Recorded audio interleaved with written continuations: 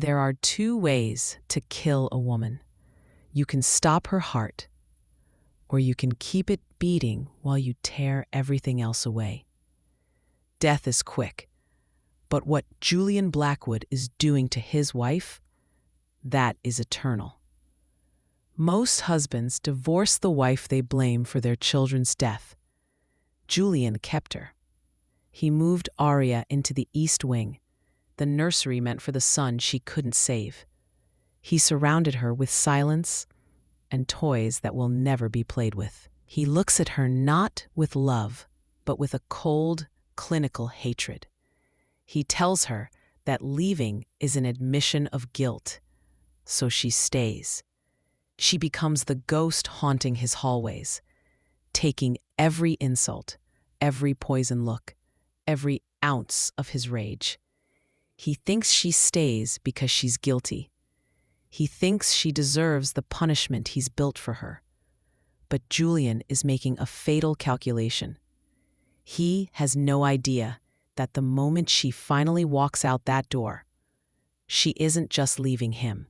She's unleashing the truth that will destroy him. If you think Julian deserved a second chance after what he did, and if you think Arya should have left him standing in that garden alone, hit the like button, subscribe, and tell me in the comments. What is the price of forgiveness? Chapter 1. The night everything shattered. Arya Blackwood remembers 3 things from that night.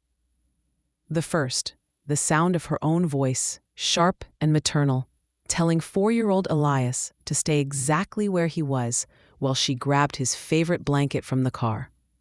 The second, the way her pregnant belly pressed against the steering wheel as she leaned forward, one hand protectively cradling the daughter she would meet in 4 months. The third, nothing.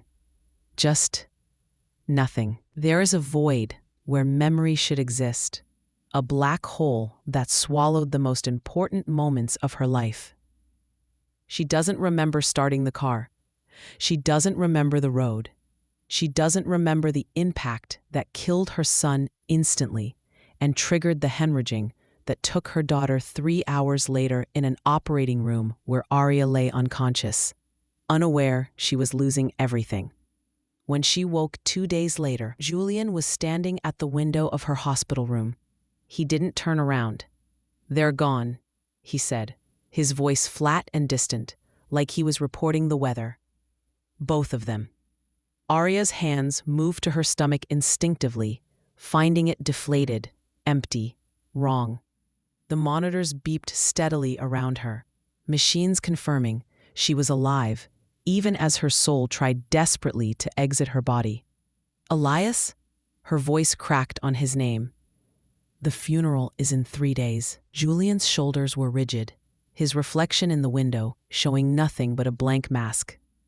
"The doctor says you'll be released by then." "Julian, please. Don't."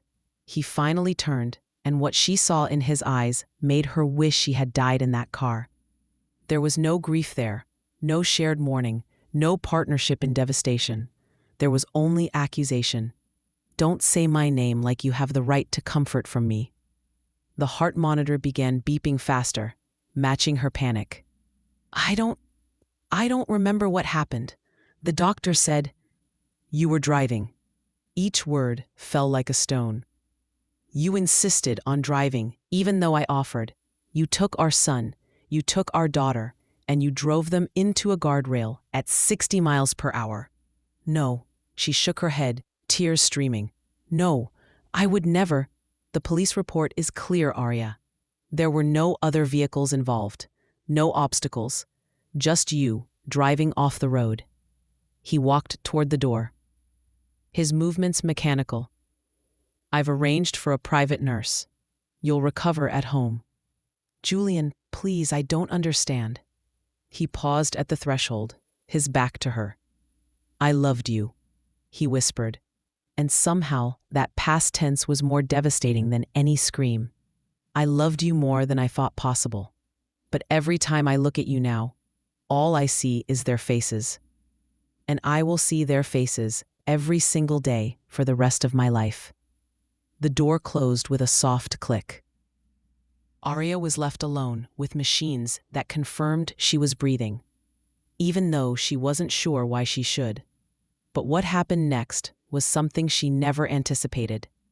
Julian didn't file for divorce. He did something far more calculated, far more cruel. He brought her home and made sure she could never leave. Chapter 2: The Prison Called Home. The Blackwood mansion had always been beautiful in a cold, architectural way. All marble floors and vaulted ceilings, antique furniture and oil paintings of ancestors who stared down with judgment. But when Arya returned 3 weeks after the accident, it had transformed into something else entirely: a mausoleum. The housekeeper, Mrs. Chen, met her at the door with eyes that wouldn't quite meet hers. "Mr. Blackwood has arranged your rooms." "Ma'am," she said quietly, reaching for Arya's single bag. "Our rooms," Arya corrected instinctively, then felt foolish. Of course, Julian wouldn't be sharing a bedroom with her anymore. Mrs. Chen's silence was answer enough. They walked through hallways Arya had once filled with laughter, past the formal dining room where family dinners had been loud and chaotic with Elias chattering about his day. Everything was exactly as it had been, except all the photos were gone. Every single picture of their children had been removed, leaving rectangular shadows on the walls like wounds. Her throat tightened, but she said nothing. They climbed the main staircase, turned right toward the master wing, but then Mrs. Chen kept walking. Past Julian's study, past the library, past every room Arya had occupied as mistress of this house. They turned left into the east wing, the children's wing. No. Arya stopped walking, her legs refusing to move forward. "No. Please, not there." Mrs. Chen's shoulders tensed, but she didn't turn around. Mr. Blackwood was very specific about the arrangements. "I can't." Arya's voice broke. "I can't sleep near their rooms. I can't." "I'm sorry, ma'am." Mrs. Chen finally looked back, and there was genuine pain in her eyes. "I tried to suggest otherwise. He wouldn't hear it." The guest room they'd prepared for her was directly across from the nursery that had been finished just weeks before the accident. Walls painted with clouds and trees, a crib with a mobile of silver stars, a rocking chair positioned by the window where Arya had planned to nurse her daughter while watching sunrises. The door was open. Everything was exactly as it had been left. Arya's legs gave out. She caught herself against the doorframe, staring into the room that would never hold the baby girl she'd already named Lily. The room that would never hear lullabies or midnight feedings or those perfect sounds of infant breathing. "He leaves it open," Mrs. Chen said softly. "Every night when he comes home, opens the door, stands in the doorway for exactly 10 minutes. Then he closes it again before he retires for the evening." "Why?" Arya whispered. Mrs. Chen didn't answer because there was no answer that made sense. This wasn't grief. This was punishment. Arya spent her first night home lying awake in a room that smelled of fresh paint and new furniture, purchased specifically for her exile. Through her open door, she could see into the nursery across the hall. Moonlight fell across the crib in silver bars that looked like a cage. She heard Julian's footsteps around midnight, steady and slow, walking the hallway between the master wing and the east wing. His shadow fell across her doorway. Pausing there for what felt like an eternity, she held her breath, waiting for him to come in, to say something, to acknowledge the woman who had been his wife for 6 years. He walked past. She heard his footsteps stop at Elias's room, the room next to hers, heard the door open, heard nothing for long minutes. Then the door closed, and his footsteps retreated. This became the pattern. Every night, Julian walked the hallway. Every night, he visited their children's rooms. Every night, he ignored hers completely. She was a ghost, haunting the same house as her husband. Both of them suspended in a grief so toxic it was killing them in different ways. But Julian had decided that only one of them deserved to die slowly. The next morning, Arya discovered the true nature of her prison.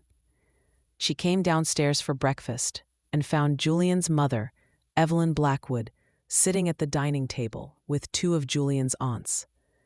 They stopped talking the moment Arya entered. The silence was sharp, enough to draw blood. "Good morning," Arya offered quietly, moving toward the coffee pot. "Is it?" Evelyn's voice was ice. "I wasn't aware there was anything good about a morning in a house where children should be laughing." Arya's hand trembled as she poured coffee. "My grandson would be starting preschool next month," Evelyn continued. "My granddaughter would have been born by Christmas. Instead, I have a daughter-in-law who killed them both and has the audacity to come down for breakfast as though she deserves to eat." "Mother," Arya turned, but the words died in her throat. Because Julian was standing in the doorway, and he said nothing. He looked at Arya with those dead eyes, then walked to the table and kissed his mother's cheek. He greeted his aunts warmly. He accepted coffee and sat down to breakfast, as though his wife wasn't standing there, shaking, waiting for him to defend her. He never did. This, too, became the pattern. Julian's family visited often, far more often than they had when the children were alive. They came with casseroles and condolences, and venom disguised as concern. They asked Julian how he was coping with such a devastating loss, how he was managing to stay strong, how he found the grace to keep Arya under his roof when any other man would have cast her out. And Julian never corrected them, never said it wasn't her fault, never told them about the investigation that concluded the accident was just that, an accident, a moment of tragedy with no clear cause. He simply let them believe she was guilty, which meant he believed it too. Weeks became months, and Arya's world contracted to the size of the East Wing. She stopped coming downstairs for meals after the confrontation with Evelyn. Mrs. Chen brought trays to her room 3 times a day, always with pitying eyes and nothing to say.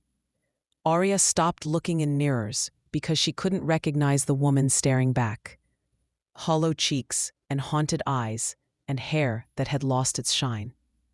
Arya stopped sleeping because the nightmares were worse than insomnia. She stopped speaking because there was no one left who wanted to hear her voice. But she didn't stop thinking, because something about that night wasn't right, and the void in her memory felt less like trauma and more like theft. The police report sat in Julian's study. She'd seen it once before he locked it away. She remembered fragments. Vehicle inexplicably left roadway. No signs of mechanical failure. Driver error suspected but not confirmed. Suspected but not confirmed. That phrase haunted her. Why would she drive off the road? She'd driven that route 1,000 times. The weather had been clear. She hadn't been tired or distracted. She remembered feeling oddly alert, actually. Remembered checking her mirrors more than usual. Remembered that strange prickling sensation at the back of her neck that something was wrong. And then nothing. Just nothing. On a Tuesday in August, exactly 4 months after the accident, Arya made a decision. She would find out what really happened that night. Not for forgiveness. She didn't believe Julian would ever forgive her, regardless of the truth, but for herself. For Elias, who deserved better than a mother who accepted blame without question. For Lily, who deserved better than to be a footnote in a tragedy. She waited until Julian left for the office, until his mother's weekly visit concluded, until the house fell into its afternoon quiet. Then she slipped downstairs to his study. The door was locked, But Arya had lived in this house for 6 years. She knew which floorboard in the library hid the spare key, the one Julian thought she'd forgotten about. Her hands shook as she unlocked the study door. Inside, everything was exactly as Julian left it, obsessively organized, every paper in its place, every book aligned. She moved quickly to the filing cabinet where he kept important documents. Locked. The key was in his desk drawer, hidden beneath a false bottom he'd shown her once when updating their estate planning documents. The police report was exactly where she remembered. She pulled it out, her heart hammering, and began to read with the careful attention she should have given it months ago. Vehicle inexplicably left roadway at approximately 9:47 p.m. Witness statements indicate vehicle was traveling at normal speed before sudden sharp turn. No brake marks observed. Guardrail impact on passenger side. Driver unconscious at scene. Child passenger pronounced deceased at scene. Emergency cesarean performed. Infant pronounced deceased at 12:23 a.m. She had to stop reading, press her hand to her mouth to keep from vomiting. Then she kept going. Vehicle inspection conducted by Officer Martinez. No mechanical defects found. Brake system intact. Tire pressure normal. No evidence of external interference. She flipped to the next page and froze because there was a note paper clipped to the report, handwritten in sharp, angry script she recognized as Julian's. Investigation requires full autopsy and extended interrogation of my wife. I will not subject my family to further trauma. Close the case. Below it, a response from someone named Detective Morrison. Mr. Blackwood, standard procedure requires full investigation. Security footage from nearby businesses still needs to be reviewed. Vehicle forensics should be sent to State Lab for thorough analysis. Respectfully recommend we continue. And Julian's response, dated 3 days later. My son is dead. I will not have you cutting open his body for additional examination or dragging my wife through interrogations to prove what is obvious. The car left the road. She was driving. Mark it as an accident and let us bury our dead in peace. The papers fell from Arya's hands. Julian had shut down the investigation. He'd prevented them from reviewing security footage. He'd stopped them from sending the car for detailed forensics. He'd looked at the preliminary report that said, suspected but not confirmed, and decided that was enough. He'd decided she was guilty and made sure no one could prove otherwise. Arya stood in his study, surrounded by the leather and mahogany evidence of his success, his intelligence, his careful consideration of every detail in his professional life. And she realized he'd extended none of that careful consideration to her. He'd wanted her to be guilty, because if she wasn't guilty, he'd have no one to blame for the worst thing that ever happened to him. The door opened behind her. Julian stood in the doorway, his expression transforming from surprise to fury in seconds. What are you doing in here? Arya picked up the papers with shaking hands. You closed the investigation. Get out. They wanted to review security footage. They wanted to do complete forensics. Her voice was rising, months of silence breaking like a dam. And you stopped them. I said get out. Why? She moved toward him, papers clutched to her chest. Why didn't you let them finish? Why didn't you want to know what really happened? Julian's face was a mask of rage. I know what happened. You killed our children. You don't know that.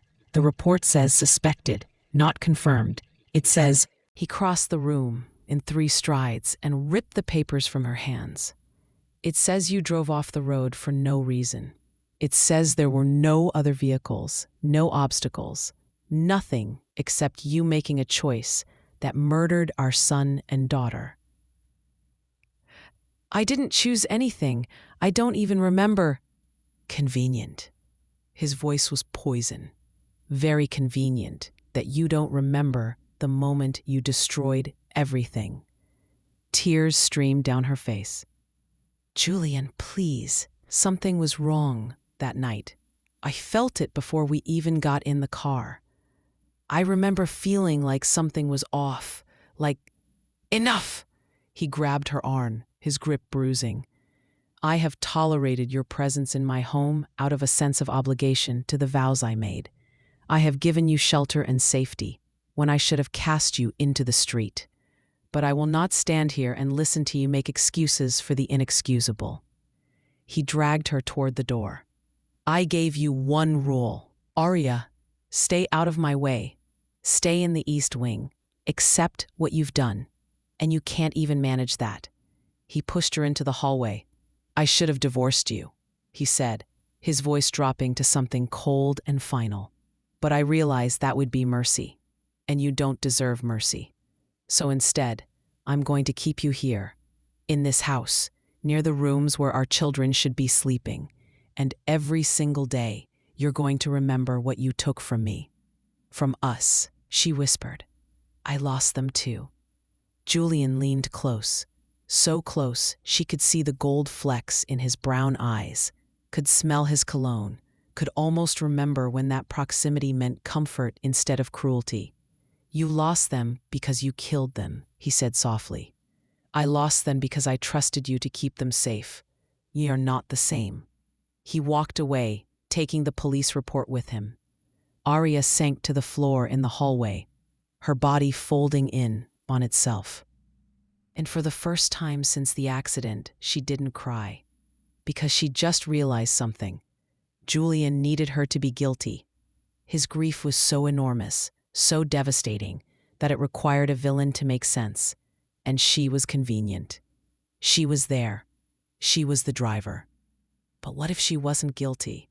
What if there was more to that night than anyone had discovered? What if Julian had closed the investigation not because he knew the truth, but because he was afraid of it? She pulled herself up, using the wall for support, and she made a second decision. She would find the truth, even if Julian tried to stop her, even if it destroyed whatever remained of their marriage, because she owed Elias and Lily more than passive acceptance of blame. She owed them justice, but she had no idea that seeking the truth would uncover something so much darker than she'd imagined, or that by the time she learned what really happened that night, it would almost be too late to save herself from becoming the next victim. Chapter 3: The Ghost in the Hallways. Winter arrived early that year, coating the Blackwood mansion in frost that made everything look preserved, suspended, dead but beautiful. Arya had stopped leaving the East Wing entirely.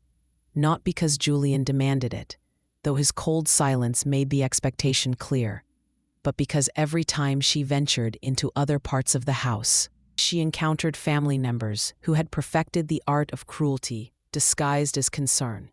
Julian's sister, Catherine, was perhaps the worst.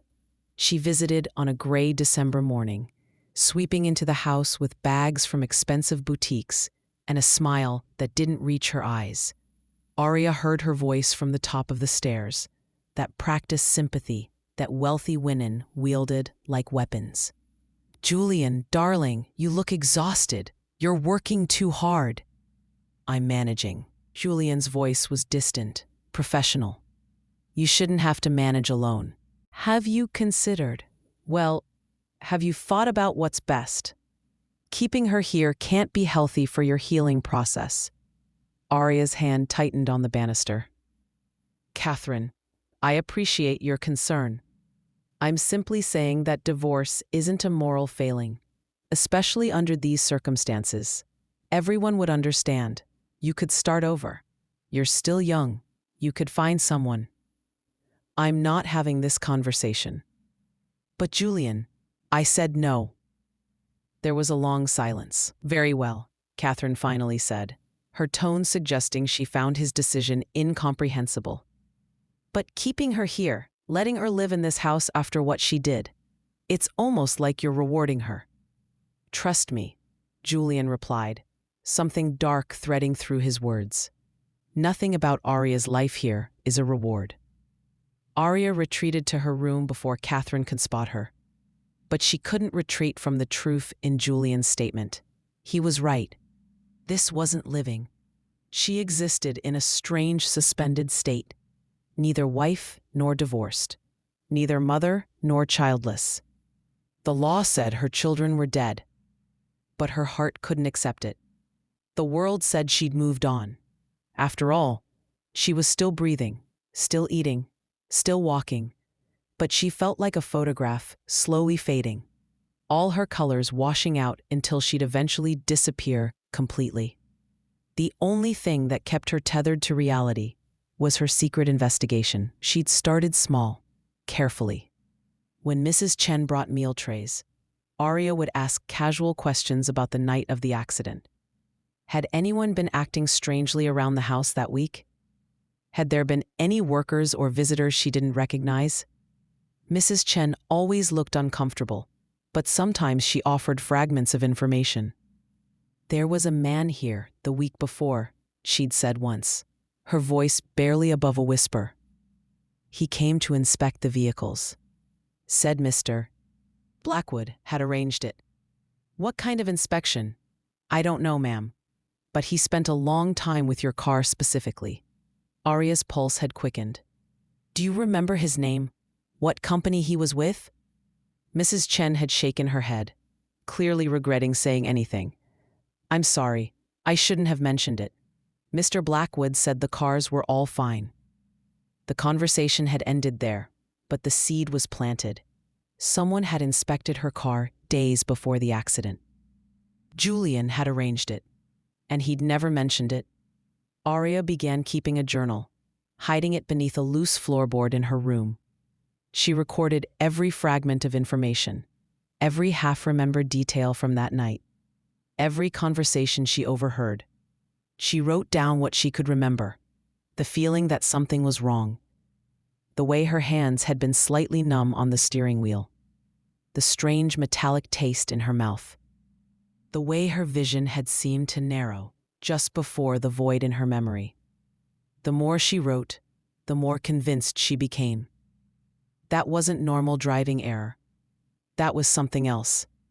But she had no evidence, no way to prove her suspicions, and no one who would believe her, even if she did. Then, on a Friday in January, exactly 9 months after the accident, someone tried to kill her. She'd been in the library, the one place in the house Julian didn't forbid her from occupying. She'd needed a book, something to fill the endless hours of isolation. And the library had always been her refuge. She was reaching for a volume on the upper shelf, standing on the rolling ladder, when she heard it. A creak. The kind of sound metal makes when it's under stress. She looked down and saw the bracket that secured the ladder to its track. The screws were loose, the metal plate hanging at an odd angle. The ladder shifted beneath her weight. Arya grabbed for the shelf, but her hands found only air as the bracket gave way entirely. The ladder tipped sideways, and she was falling, the floor rushing up to meet her. Her mind flashing to another moment of falling, another moment of terror. Strong hands caught her. Julian. He'd appeared from nowhere, grabbing her around the waist and pulling her away from the collapsing ladder. They hit the floor together, his body taking the impact, his arms locked around her. For 3 seconds, Arya felt safe. Then he shoved her away. "What were you thinking?" he snapped, standing up and brushing off his suit. "That ladder hasn't been properly maintained in years. You could have killed yourself." Arya sat on the floor, her heart hammering, staring at the collapsed ladder. "Someone unscrewed it," she said quietly. "What?" "The bracket. Someone deliberately loosened the screws."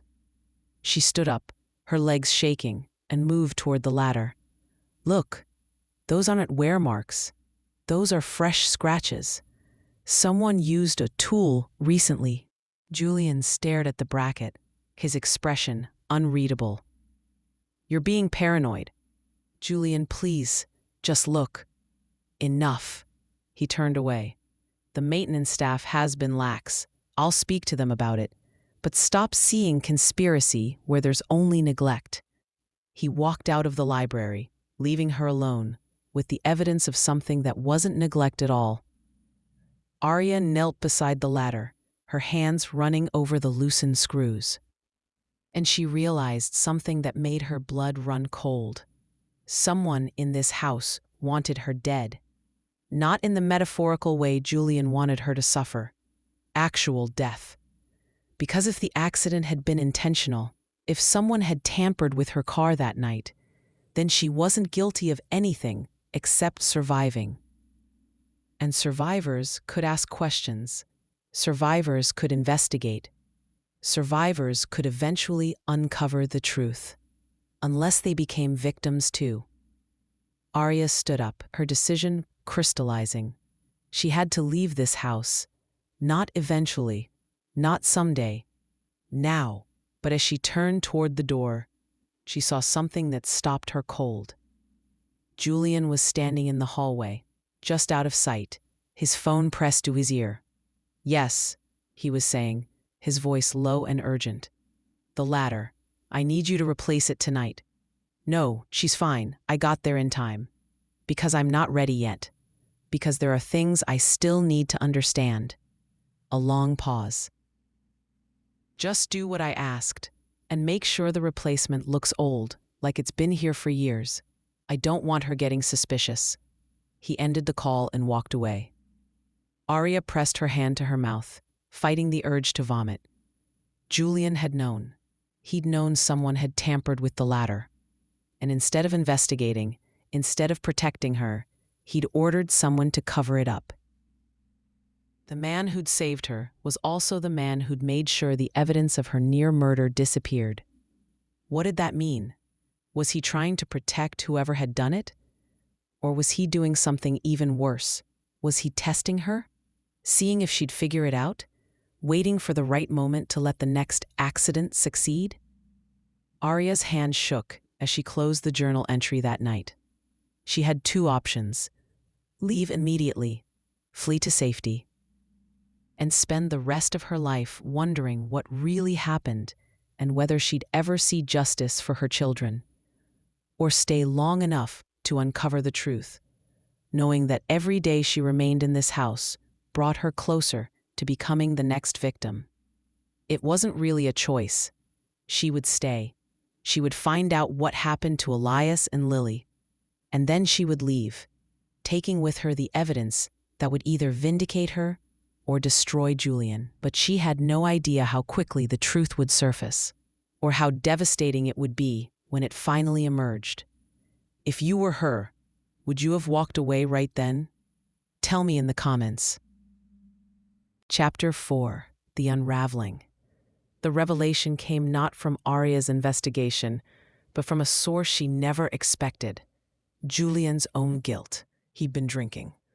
Arya could smell the scotch from her doorway when he appeared there at 2 a.m.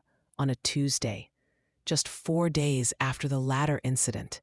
His tie loosened, his eyes red-rimmed and haunted. He stood in the threshold of her room, the first time he'd crossed that boundary in 9 months, and stared at her like he was seeing a ghost.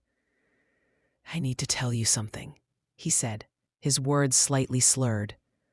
Arya sat up in bed, pulling the blanket around herself. "You're drunk." "I'm aware." He laughed bitterly. "I've been drunk every night for 9 months. It's the only way I can sleep in a house that should be filled with children's laughter." Something in his voice made her chest ache despite everything. "Julian, I closed the investigation," he interrupted, moving into the room with unsteady steps. "I stopped them from reviewing the security footage. I prevented them from doing complete forensics on the car." "I know. I saw the report." He flinched like she'd struck him. "You shouldn't have been in my study. You shouldn't have condemned me without evidence." They stared at each other across the darkness of the room. Two people who'd once known every contour of each other's souls, now strangers separated by grief. "I was angry," Julian finally said, sinking into the chair by her window. "I was so devastatingly angry that I couldn't think straight. When they told me you'd crashed, that Elias was dead, that Lily would never draw breath. I needed it to be someone's fault. I needed someone to blame, because otherwise, it was just random chance, just cruel fate, and I couldn't accept that. Arya's throat tightened. So you blamed me? Yes, the word was simple, honest, brutal. You were there. You were driving, and you survived when they didn't. That felt like injustice. So I made you the villain, because I needed villains to make sense of it. You made me your prisoner. I made you my punishment. He looked up at her, and she saw something shift in his expression, the first crack in the armor he built. I thought if I made you suffer, it would ease my pain, but it didn't. It just gave me two types of agony: missing my children and knowing I was destroying my wife. Arya wanted to feel vindicated. She wanted to feel righteous anger. But all she felt was exhausted. Why are you telling me this now? Julian's hands clenched into fists. Because someone tried to kill you last week. The latter wasn't neglect. I had the bracket examined by a specialist. Someone deliberately loosened those screws. I know. His head snapped up. You know? I'm not as broken as you think I am, Julian. I've been investigating. I've been collecting information. I've been trying to understand what really happened that night. Something like respect flickered across his face. And what have you found? Not enough. She pulled the journal from beneath her floorboard, holding it up. Just fragments, questions, suspicions, but nothing concrete. Arya. He stood up, moving toward her. If someone tried to kill you with the ladder, then maybe someone tried to kill you that night, and I was just driving the car. She finished his thought, watching his face go pale. Maybe the accident was meant for you, and they'll keep trying until one of us is dead, and the other can't ask questions. The silence between them was heavy with implications. I need you to tell me everything, Julian said finally. Every detail you remember from that night, every person who had access to the vehicle, every. A sound from downstairs cut him off, breaking glass. They both froze, eyes meeting in the darkness. Then Arya smelled it. Smoke. Fire, she whispered. Julian was moving before she'd finished the word, grabbing her arm and pulling her toward the door. But when he opened it, smoke was already filling the hallway. Thick and black and rising fast from the floor below. The East Wing stairs, Arya said, her mind clearing with adrenaline. There's a back staircase. But when they ran to the East Wing stairwell, they found it blocked. Someone had pushed furniture against the door from the other side, barricading it shut. They were trapped. Julian ran to the window of Elias's room, the room closest to the stairs, and looked down. 3-story drop. No trellis, nothing to climb. The smoke was getting thicker. The attic access, Arya suddenly remembered. There's a hatch in the nursery closet. It leads to the roof. They stumbled through the smoke-filled hallway into Lily's nursery. Arya's lungs burned as she yanked open the closet door and pointed to the ceiling hatch she'd noticed during her pregnancy when she'd been organizing baby clothes. Julian grabbed the pull cord and yanked down the folding ladder. You first, he ordered, coughing. Julian, now! She climbed, her hands shaking on the rungs, emerging into the cold January night on the mansion's slate roof. Julian came up behind her, slamming the hatch shut to block the smoke. Below them, flames were visible through windows on the first floor, spreading fast, too fast. This wasn't an accident. Someone had set this fire to kill them. Sirens wailed in the distance, growing closer.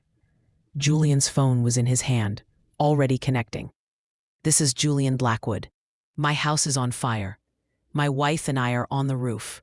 We need fire and police immediately. Arya looked at him, really looked at him for the first time in months. His face was smudged with soot. His expensive suit was torn. His hands were shaking. But he'd called her his wife, not the woman who killed his children. His wife. "Someone's trying to kill us," she said quietly. "Both of us." Julian's jaw clenched. "Then we're going to find out who." Together. The word hung in the air between them, fragile and terrifying. Together. After 9 months of isolation, cruelty, and blame, he was finally looking at her like a partner instead of an enemy. But as the fire trucks arrived and firefighters raised ladders to rescue them, as police cars filled the driveway and investigators began asking questions, Arya realized something crucial. Julian might finally believe her, but whoever wanted them dead wasn't going to stop just because they'd survived. If anything, this failure would make the next attempt more desperate, more certain, and she had no idea who to trust. Because the person trying to kill them wasn't a stranger. It was someone with access to their home. Someone they knew. Someone who'd been planning this for much longer than 9 months. The truth was coming. And when it arrived, it would shatter everything they thought they understood about the night their children died.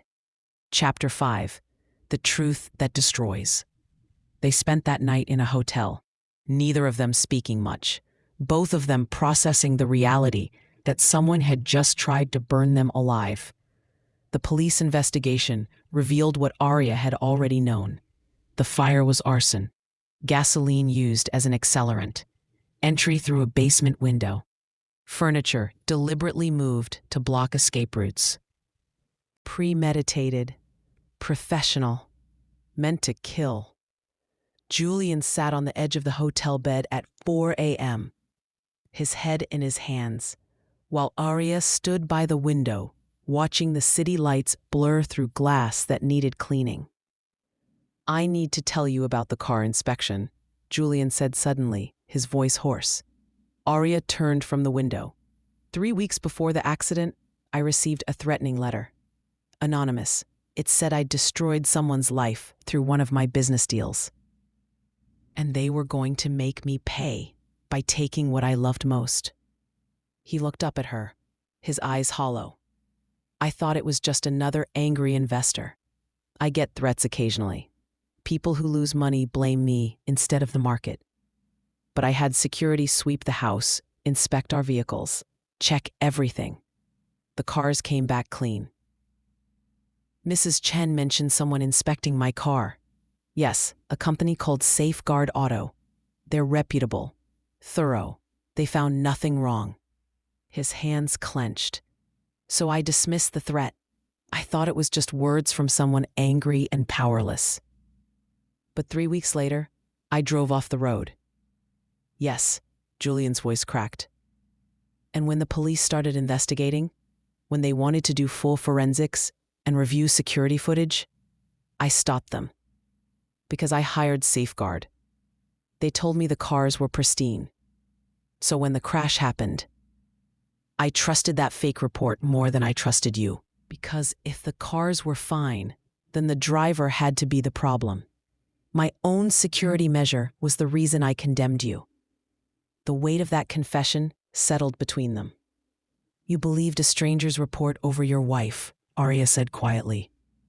I believe what I needed to believe to make sense of the senseless. He stood up, moving toward her. I blamed you because it was easier than blaming myself for not taking that threat seriously. Easier than accepting that I failed to protect them. Easier than living with the possibility that my business decisions, my enemies, my life got our children killed. Julian, let me finish. His voice was raw. You stayed through everything I did to you. Every cruelty, every cold word, every poisonous family member I allowed to destroy you. You stayed. And I told myself it was because you were guilty and knew you deserved punishment. But that wasn't it, was it? Arya's chest felt like it was cracking open. No, she whispered. I stayed because leaving meant accepting they were gone. As long as I was in that house, in those hallways near their rooms, I could pretend they were just sleeping. Just in the next room. If I left, I'd have to accept the emptiness was real. Julian's face crumpled, and for the first time since the accident, he reached for her. Not with anger, not with accusation, but with the desperate need of a drowning man reaching for shore. She let him pull her close, let him bury his face against her shoulder, felt his whole body shake with sobs he'd been holding back for 9 months. "I'm sorry," he choked out. "I'm so sorry. For everything. For blaming you. For isolating you. For letting them poison you with their words. While I stood silent. For closing the investigation. For being too broken to see you were breaking too." Arya held him, her own tears falling into his hair, and felt something shift. Not forgiveness. Forgiveness would take time. Maybe years. Maybe forever. To his credit, Morrison didn't say, "I told you so," when Julian explained everything. The threatening letter, the closed investigation, the ladder tampering, the arson. He simply said, "I'll need everything. The letter, the original police report, access to your business records for the past 2 years, and permission to interview everyone in your family and staff." "You'll have it," Julian promised. The investigation that followed was swift and brutal. Safeguard Auto, the company that had inspected their vehicles, didn't exist. The business license was fake. The address, a mailbox rental. The phone number, disconnected. Someone had posed as a legitimate company specifically to gain access to Arya's car. The forensics team, finally allowed to examine what remained of the vehicle after 9 months in impound, found something the initial inspection had missed: microscopic residue in the brake fluid reservoir, consistent with a chemical compound that caused temporary brake failure after exposure to heat from normal driving. The brakes had been functional when inspected, but after 20 minutes of driving, they would have failed completely. It wasn't driver error, it was murder, and the timeline meant whoever did it knew exactly when Arya would be driving that night. Knew she'd be taking Elias to his grandmother's house for a sleepover. Knew the route. Knew Julian wasn't going with them. "Someone close to you," Morrison said grimly, sitting across from Julian and Arya in the police station. "Someone with access to your schedule, your vehicles, your home security codes." "My family," Julian said quietly. Morrison nodded. "I've been looking into the threatening letter you received. The wording, the phrasing. It references a business deal from 18 months ago, a real estate development that displaced several small businesses. Does that sound familiar? The Riverside Project." Julian's face went pale. "We bought out an entire block for luxury condos. Most businesses took the buyout, but there was one, Hartley's Auto Repair," Morrison finished. "Owned by Marcus Hartley. He refused to sell. Said that garage was his life's work, his father's legacy. You eventually won through eminent domain. I remember, he was furious. Said I'd destroyed his family's livelihood." Julian looked sick. "But I never thought—" "Marcus Hartley has a daughter," Morrison continued. "Catherine Vale. She changed her name after marriage." The world seemed to stop. "Catherine, Julian's sister." "No," Julian breathed. "Catherine's maiden name is Blackwood. She's my father's daughter. Half-sister." Morrison corrected gently. "Your father had an affair 28 years ago with a woman named Linda Hartley, Marcus Hartley's sister. Catherine was raised by the Hartleys after Linda died in childbirth. When she was 18, your father acknowledged paternity and brought her into the family, gave her the Blackwood name, paid for her education." Julian looked like he'd been struck. "She never told me about her connection to the Riverside Project because she spent 18 months planning the perfect revenge." Morrison pulled out a series of surveillance photos. "We have her on camera entering the Safeguard Auto office building, which was a temporary rental, 3 days before the car inspection. We have financial records showing she hired someone to pose as an inspector. And we found evidence in her home, the chemical compound used on the brakes, research on the route your wife would take that night. even a backup plan if the first attempt failed. The ladder, Arya whispered, and the fire. She had keys to your home, access to everything. And she knew that if she killed Arya, Julian would blame himself and suffer. But when the accident killed the children instead, and Julian's response was to torture Arya rather than divorce her. ... Morrison's expression was grim. She had to try again, because keeping Arya alive meant there was always a chance someone would investigate, that the truth would surface. Julian stood up abruptly, his chair clattering backward. Where is she? We have officers at her home right now. But Mr. Blackwood, I need you to understand something. Morrison's voice was careful.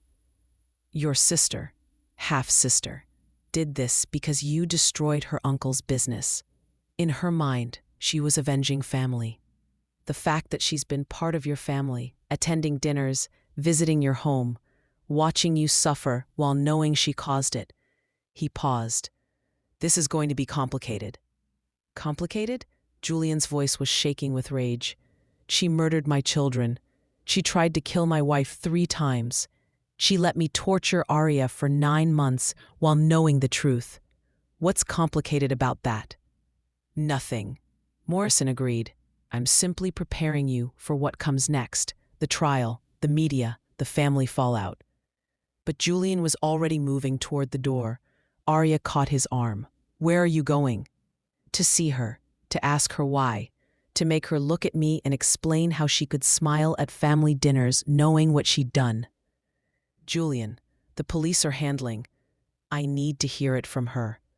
His eyes were wild with grief and fury. I need to understand how someone I called sister could kill my children to punish me for a business deal I didn't even know affected her family. Morrison nodded to an officer. Take him, but don't let him do anything that will jeopardize the case. They arrived at Catherine's elegant brownstone to find police cars already surrounding it. But Catherine wasn't inside. We think she ran, the lead officer told Morrison. Neighbor saw her leave in a hurry about an hour ago with luggage. Put out an alert. She can't have gotten far. But as they stood on Catherine's front steps, Arya felt a cold certainty settle over her. Catherine wasn't running away. She was running toward something. One final attempt. Julian, Arya said urgently, grabbing his hand. The house. She has keys to the house. Morrison's eyes widened. Your family, are any of them still? My mother, Julian said, already sprinting toward his car. She goes there every afternoon to sit in the nursery. She thinks I don't know, but Mrs. Chen told me. They drove through city streets at speeds that should have gotten them arrested, Morrison following, with sirens blaring. Arya's heart hammered as the mansion came into view. The east wing visibly damaged from the fire, but still standing. The rest of the house looking deceptively peaceful in the afternoon light. Julian's mother's car was in the driveway. They ran inside, calling for Evelyn, and found her in the nursery. Catherine was there too. She stood by the window with a gun in her hand, pointing it at Evelyn, who sat in the rocking chair looking utterly confused. Catherine, dear, what's going on? Evelyn asked, her voice trembling. Why do you have a gun? Because I'm finishing what I started, Catherine said calmly. She looked up as Julian, Arya, and Morrison entered. Oh, good. You're all here. That saves time. Catherine, put the gun down, Morrison said, his own weapon drawn. No, I don't think I will. Catherine smiled, and there was nothing sane in that expression. Do you know what it's like to watch someone destroy your family and face no consequences? To see them get richer and more successful while your uncle loses everything he built? I offered him fair market value, Julian said, his voice careful. I didn't know he was your uncle. If I had... You'd have what? Suddenly developed a conscience? Catherine laughed bitterly. You're just like your father. You take what you want and tell yourself it's business. Well, I wanted to make you suffer the way Uncle Marcus suffered. I wanted you to lose what you loved most. You killed my children, Julian said, his voice breaking. They were innocent. So was Uncle Marcus's business, his legacy, his purpose. Catherine's hand tightened on the gun. But you didn't care about that, so why should I care about your loss? Because they were babies, Arya said quietly, stepping forward despite Morrison's warning gesture. Elias was 4 years old. He liked dinosaurs and couldn't tie his shoes yet. Lily never even took a breath. What kind of justice is that? For a moment, just a moment, something flickered in Catherine's eyes. Doubt, regret, humanity. Then it was gone. Collateral damage, she said flatly. Like Uncle Marcus was collateral damage to Julian's ambition. She moved the gun from Evelyn to point directly at Arya. I should have just killed you first. Made it look like suicide. Grieving mother couldn't handle the loss. But I wanted Julian to suffer. And keeping you alive, making him face you every day, that seemed better. I didn't count on you being so resilient. Didn't count on you investigating. Catherine, please, Evelyn whispered from the rocking chair. I don't understand. You're family. You're my daughter. Stepdaughter, Catherine corrected coldly. Acknowledged out of obligation, accepted out of necessity. I was never really family to any of you, just the illegitimate half-sister you tolerated. That's not true, Julian said. I loved you. I trusted you. Then you were a fool. The gun steadied. Arya saw Catherine's finger begin to squeeze the trigger, and time seemed to slow. She saw Morrison moving, too far away to stop it. Saw Julian lunging forward, desperate. Saw Evelyn standing up from the rocking chair, finally understanding. But it was Arya who moved fastest, not away from the gun, toward it. She'd spent 9 months being blamed for deaths she didn't cause. She'd spent 9 months in a prison of grief and guilt. She'd survived 3 murder attempts, and she was done being a victim. Her hand shot out, grabbing Catherine's wrist and shoving the gun upward just as it fired. The bullet went into the ceiling, plaster raining down like snow. Then Morrison was there, wrestling the gun away, and Julian was pulling Arya back, his arms wrapping around her, his heart hammering against her back. I've got her, Morrison said, handcuffing Catherine while she screamed and fought. Let me go. They deserve this. They all deserve to suffer. But her voice faded as officers dragged her away, still screaming about justice and family and revenge. The nursery fell silent, except for the sound of Evelyn crying and Julian's ragged breathing. You saved her, Julian whispered against Arya's hair. After everything she did to you, you saved my mother. I saved us, Arya corrected quietly, all of us. Because I'm done letting other people's pain destroy innocent lives. She turned in his arms to face him. Catherine took our children because you took something from her family. But if I'd let her kill your mother, I'd be no better. The cycle had to end. Julian's face crumpled, and he pulled her close again. I'm sorry, he whispered, for everything, for not protecting you, for not believing you, for 9 months of cruelty that nearly destroyed you. I don't deserve your forgiveness, but I'm asking for it anyway. I'm begging for it. Arya closed her eyes, feeling the weight of those 9 months, feeling the ghost of the woman she'd been when this started, broken and guilty and alone. And she realized something. That woman was gone. She'd been burned away, piece by piece, until what remained was stronger. Scarred, yes. Damaged, yes. But unbreakable. I can't forgive you yet, she said honestly. The things you did, the things you said, a way you let your family poison me while you stood silent, that hurt me in ways that will take years to heal. Julian nodded against her shoulder, accepting. But, she continued, pulling back to look at him, I can try. I can give us a chance to rebuild something from the wreckage. Not the marriage we had.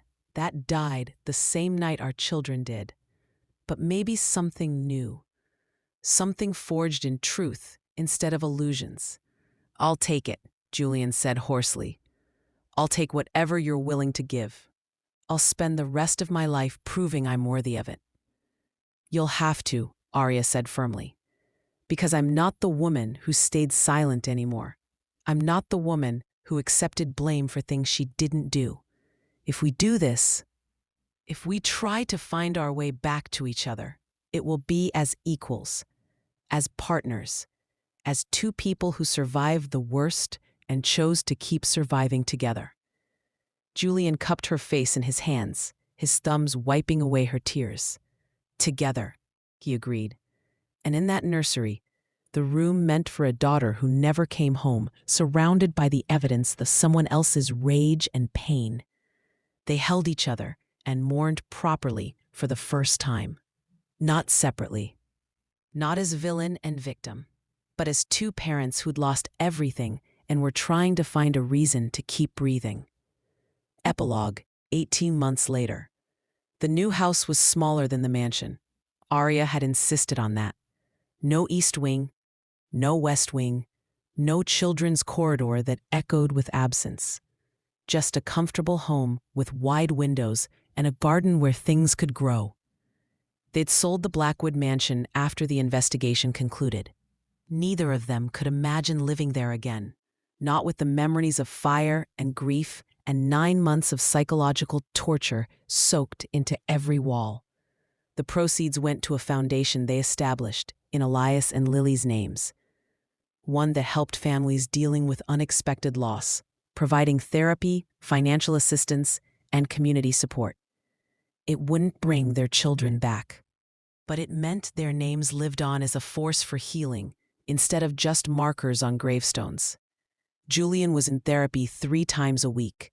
Not couples therapy, though they did that too, but individual sessions where he worked through his guilt, his rage, his pattern of solving problems through control instead of partnership. It was slow, painful work. There were setbacks, but he was trying. Arya had her own therapy schedule, her own healing to do. The 9 months of isolation and blame had left deeper scars than she'd initially realized. Some days she woke up expecting to find herself back in the East Wing, hearing toys that would never be played with. Those days, Julian held her and reminded her where they were, what they'd survived, what they were building. Catherine was serving 3 consecutive life sentences with no possibility of parole. The trial had been brutal, the media coverage relentless, the family fallout catastrophic. Julian's mother had testified against her stepdaughter, sobbing through her statement about the granddaughter she'd never hold, and the grandson whose laughter she'd never hear again. Marcus Hartley, Catherine's uncle, had stood outside the courthouse during sentencing and apologized publicly to Julian and Arya. "I was angry about losing my business," he'd said, his voice breaking. "I said things I shouldn't have, but I never wanted this. Never wanted anyone hurt, and I'm sorry my anger poisoned my niece into thinking murder was justice." Arya had shaken his hand and told him she forgave him, because holding onto rage would just perpetuate the cycle. Now, 18 months after the fire that nearly killed them, Arya stood in their new garden planting roses, white ones for Lily, blue ones for Elias. She felt, rather than heard, Julian come up behind her, his presence no longer triggering automatic fear or tension. "The detective called," he said quietly. "They found the last piece of evidence, video footage from a traffic camera showing Catherine's hired man tampering with your car the night before the accident." "Good." Arya patted soil around the rosebush. "Now there's no doubt." There was never doubt. Not after they found the chemical compound and the fake company. But now it's complete. Now Elias and Lily's story has an ending that's truthful.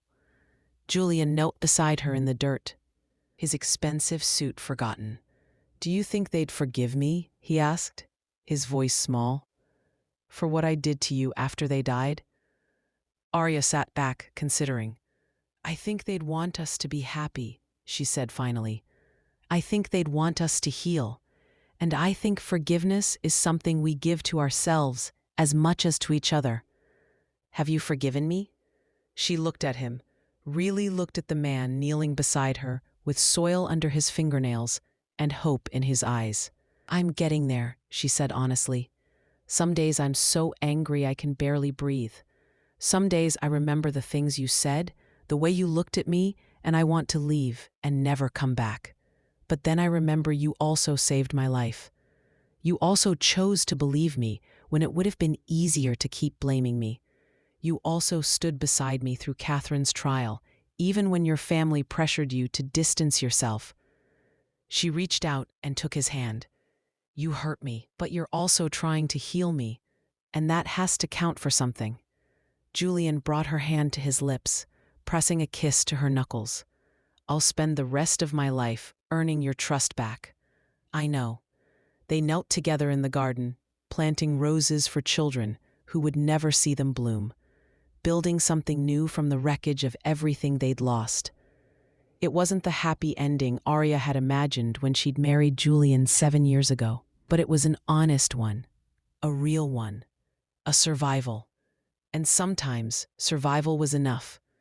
As the sun set over their new home, painting the sky in shades of gold and pink, Arya allowed herself to imagine a future. Not one where the past was erased. That could never happen. But one where the past was acknowledged, processed, and integrated into who they were becoming. Two people who walked through the darkest valley and emerged changed, scarred, but still breathing, still trying, still together. The roses would bloom in spring, and when they did, Arya and Julian would stand in this garden and remember the children whose names they bore. They would grieve, they would heal, and they would keep choosing each other every day, even when it was hard, especially when it was hard. Because love wasn't just the easy moments of joy and laughter. It was also the decision to stay when everything in you screamed to run, to rebuild when destruction seemed easier, to forgive when vengeance felt justified. Arya had learned that lesson the hard way, but she'd learned it, and she would carry it with her, along with the memory of two children who deserved better than the violence that took them. She would make sure their story meant something, that their loss created healing instead of more pain, that their names became synonymous with love instead of tragedy. It was the least she could do, the very least. And as Julian helped her to her feet, and they walked inside together, hands intertwined, Arya felt something she hadn't felt in 27 months. Hope. Fragile, tentative, but real. And in a life that had been defined by loss, hope was everything. The end.